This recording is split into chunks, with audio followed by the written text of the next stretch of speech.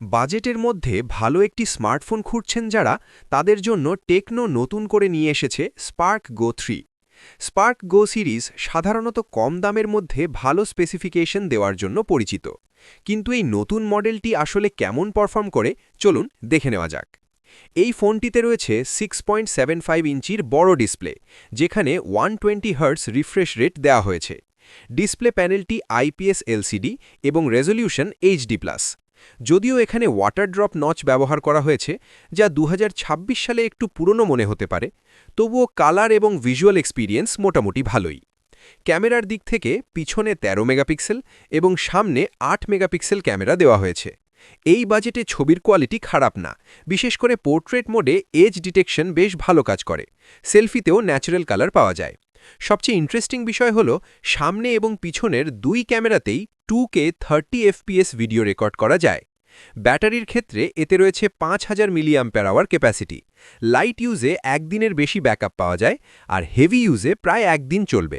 যদিও বর্তমান সময়ে 5500 থেকে 6000 mAh বেশি কমন, তাই এখানে একটু বড় ব্যাটারি থাকলে ভালো হতো। এই ফোনের একটি ইউনিক ফিচার হল টেকনোর ফ্রিলিংক 2.0, যার মাধ্যমে প্রায় 1 কিলোমিটার দূরত্ব পর্যন্ত সিম বা ওয়াইফাই ছাড়াই কমিউনিকেশন করা সম্ভব, একই ধরনের ডিভাইস থাকলে। ডিজাইনের দিক থেকেও ফোনটি বেশ আকর্ষণীয়। ম্যাট ফিনিশ ব্যাক প্যানেলে লাইট পড়লে সুন্দর রিফ্লেকশন দেখা যায়।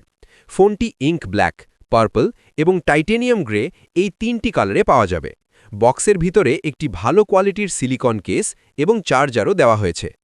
বিল্ড কোয়ালিটির দিক থেকে এতে IP64 রেটিং রয়েছে, মানে হালকা পানি বা ধুলা থেকে সুরক্ষা পাবে।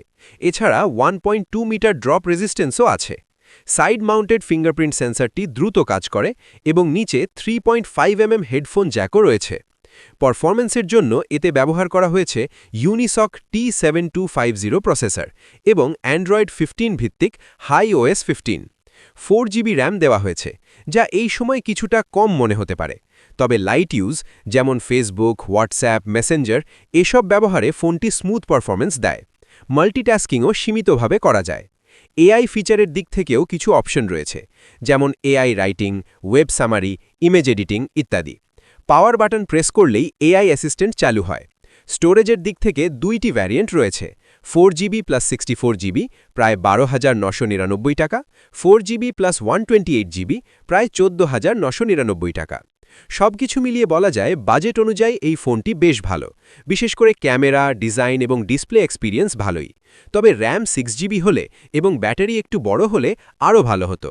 আপনি যদি কম দামের মধ্যে একটি ভালো ডিজাইন এবং ঠিকঠাক পারফরম্যান্সের ফোন খুঁজেন, তাহলে এই ফোনটি আপনার লিস্টে রাখতে পারেন।